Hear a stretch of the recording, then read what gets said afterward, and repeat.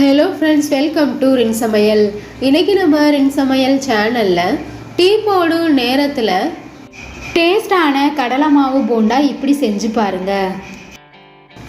ஒரு கப் அளவு கடலை மாவு இருந்தால் போதுங்க. இந்த போண்டாவை ஸ்நாக்குக்கு சட்டுன்னு செஞ்சிடலாம்.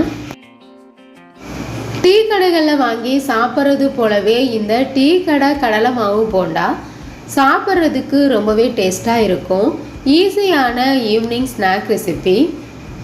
டீ கூட வச்சு சாப்பிட்றதுக்கு இந்த டீ டைம் ஸ்நாக் ரெசிபியான கடலை மாவு போண்டா ரொம்பவே டேஸ்ட்டாக இருக்கும்.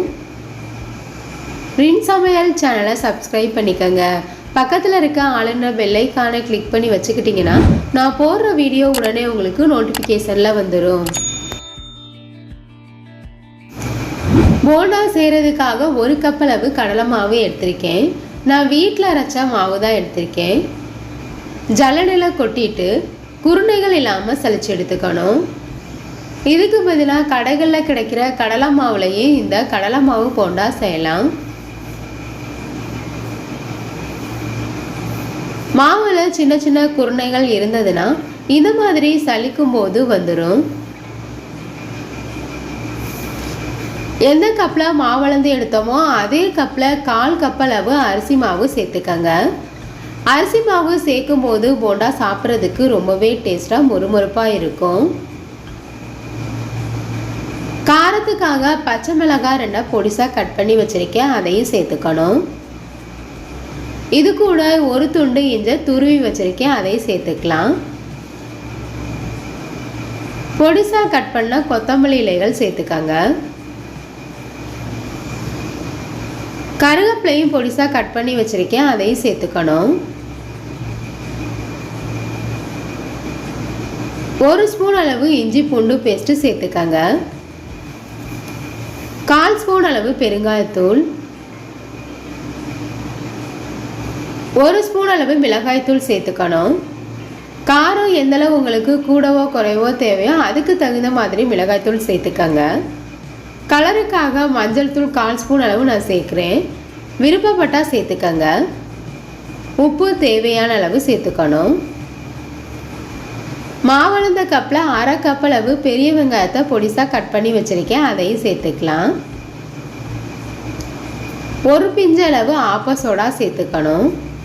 ஆப்ப சோடா சேர்த்து செய்யும்போது கடலை மாவு போண்டா சாப்பிட்றதுக்கு சாஃப்டாக எவ்வளோ நேரம் ஆனாலும் சாஃப்டாக அப்படியே இருக்கும். சூடான எண்ணெயாக 1 ஸ்பூன் அளவு சேர்த்துக்கணும். நம்ம சேர்த்துருக்க பொருட்களை தண்ணி சேர்க்கறதுக்கு முன்னாடியே நல்லா கலந்து விட்டுறணும். இந்த கடலை மாவு போண்டா டீ கடைகளில் வாங்கி சாப்பிட்ற போண்டா போலவே வீட்டில் ஈஸியாக சட்டுன்னு செய்யலாம். டேஸ்ட்டு அப்படியே இருக்கும். மாவளந்த கப்பில் 1 கப் அளவு தண்ணி எடுத்திருக்கேன். கொஞ்சம் கொஞ்சமாக சேர்த்து பிசைஞ்சுக்கணும்.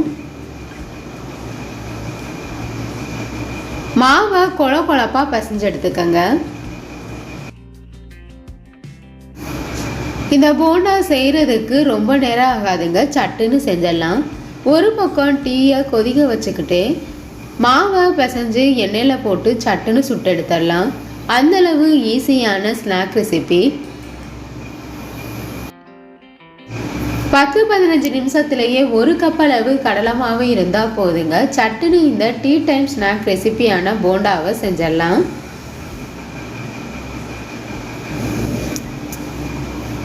இந்தளவு தண்ணி சேர்த்தா போதும். மாவு பிசைறதுக்கு எனக்கு 1/2 கப் அளவு தண்ணி தேவைப்பட்டுச்சு.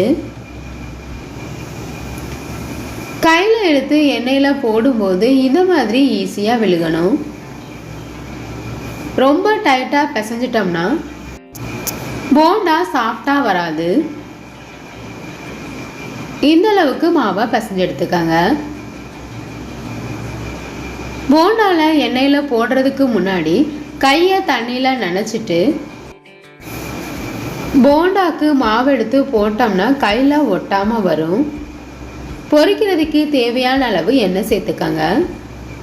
எந்தளவு உங்களுக்கு போண்டா பெருசாக அல்லது சின்னதாக வேணுமோ அதுக்கு தகுந்த மாதிரி கொஞ்சம் கொஞ்சமாக மாவு எடுத்து எண்ணெயில் போட்டுடணும். இந்த போண்டா செய்யும்போது இந்த மாதிரி தான் நமக்கு ஷேப் வரும். ஒரே மாதிரி உருண்டையான ஷேப்பில் வராது.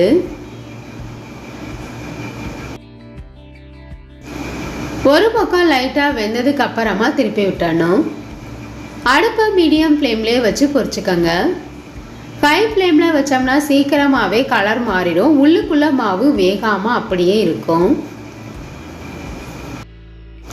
மீடியம் ஃப்ளேம்லேயே வச்சு பொரிச்சோம்னா போண்டா உள்ளுக்குள்ளே வெந்து வெளியில் மொறுமொறுப்பாக இருக்கும். கலரும் ஒரே மாதிரி மாறி வரும். எண்ணெயிலிருந்து நுர வரதெல்லாம் குறைஞ்சதுக்கு அப்புறமா வெளியில் எடுத்துடலாம். சுட சுட ஈவினிங் ஸ்நாக்குக்கு டீ கடை கடலை மாவு போண்டா ரெடி ஆயிடுச்சு. இதே போல் மீதி இருக்க எல்லா போண்டாக்களையும் பொரிச்சு எடுத்துக்கலாம். இந்த ஈஸியான ஸ்நாக் ரெசிபியான கடலை மாவு போண்டா உங்களுக்கு பிடிச்சிருந்ததுன்னா ரின் சமையல் சேனலை சப்ஸ்கிரைப் பண்ணிக்கோங்க ஃப்ரெண்ட்ஸ். போண்டா உங்களுக்கு பிடிச்சிருந்ததுன்னா மறக்காமல் ஒரு லைக் கொடுங்க ஃப்ரெண்ட்ஸ். கமெண்ட் பண்ணுங்கள், ஷேர் பண்ணுங்கள். பக்கத்தில் இருக்க ஆளுன்ற பெல்லைக்கான கிளிக் பண்ணி வச்சுக்கிட்டிங்கன்னா நான் போடுற வீடியோ உடனே உங்களுக்கு நோட்டிஃபிகேஷனில் வந்துடும். Thank you friends.